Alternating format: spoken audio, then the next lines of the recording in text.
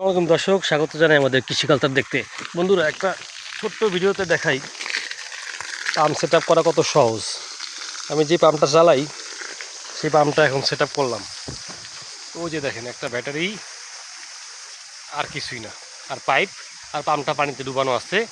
50 fit pipe দিয়ে এই যে নিয়ে আসছি। আমি অল্পক্ষণ চালাবো, তাই কন্ট্রোলার লাগাই নাই। আমি জানি আমি 13 ভোল্ট থেকে 40 মিনিট চালাইলে 11 ভোল্টের উপরে থাকবে, কিন্তু যখন আপনার রিস্ক থেকে যাবে, মনে করবেন যে 11 ভোল্ট নিচে নেমে যেতে পারে, তখন অবশ্যই কন্ট্রোলার লাগাবেন। যেহেতু আমি অল্পক্ষণ চালাবো, অল্প একটু পানি দিব, তাই আমি কন্ট্রোলার লাগাই নাই। কন্ট্রোল লাগানো ঝামেলা একটু, তখন ইফতারি টাইম হয়ে আসছে বিকালবেলা, তাই আমি অল্প পানি দিব, অল্পক্ষণ ঝামেলা মুক্তভাবে। 50 ফিট পাইপ, 4 কেজি ওজনের ব্যাটারি আর চক পাম্প, এগুলো ব্যাগে বোধহয় নিয়ে আইসা খামারে চলে আসছি। এখন গাছে পানি দিতেছে আরাম করে।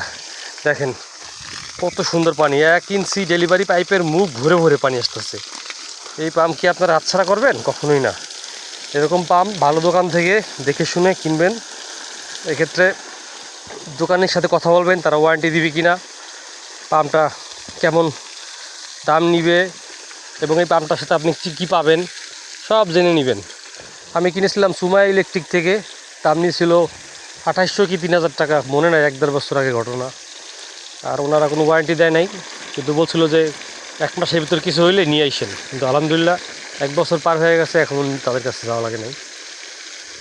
তো আপনারা এরকম দেখে শুনে ভালো দোকান থেকে যদি পাম্প কিনতে পারেন, তাহলে অনেক দিন চালাতে পারবেন। এটা হচ্ছে একটা গাছ, কি বলে, ঝাউ গাছ।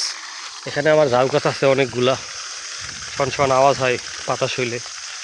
এখন সবগুলা গাছেই আমি ভিজাবো, গোড়া একদম ভিজিয়ে দিব সুন্দর করে,